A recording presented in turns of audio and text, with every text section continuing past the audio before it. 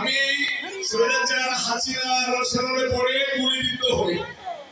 আমাকে পুলিশ গুলি করে মৃত ভেবে ফেলে রেখে চলে যায়। অত্যাচার, নির্যাতন, নিপীড়ন সহ্য করতে করতে সারাটা জীবন কাটিয়েছি। এই জীবনে প্রথম এই 10 মাস ভালো আছি। এরপরেও ভালো থাকার সম্ভাবনা খুবই কম। আমি আপনাদের ব্যাপারে আসবো।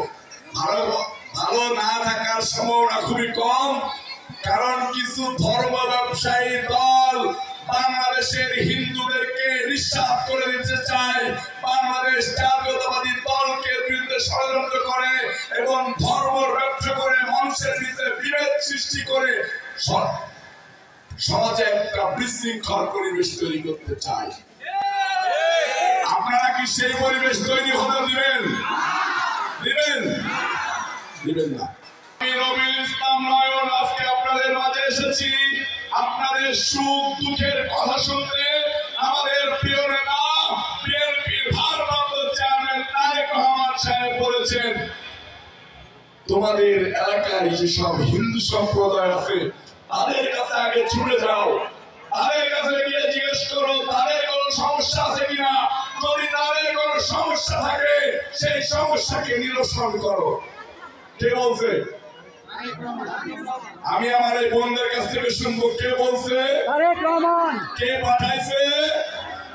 আর এই মতুয়া সম্প্রদায়ের ভাই বোনদেরকে বলতে চাই, আপনারা কি কোন ধর্ম ব্যবসায়ীদেরকে সুযোগ দেবেন? আপনারা কি চান যে কোন দল এসে আপনাদের রাস্তাঘাটে চলাচল বন্ধ করে দিক, আপনাদের ক্ষেত দখল করে নিক?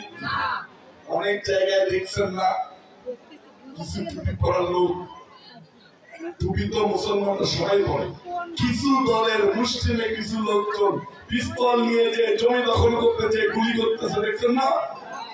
বিএনপির বিরুদ্ধে প্রপাগান্ডা চালাতে চায় তারা দল বড়রা পুরোটা করে ফেসবুক চালায়, মিথ্যা প্রপাগান্ডা ছড়িয়ে মিথ্যা নিউজ দিয়ে মানুষের ভিতরে বিবাদ সৃষ্টি করতে চায়। আপনারা কি তাদেরকে দেখতে চান? দেখতে চান না।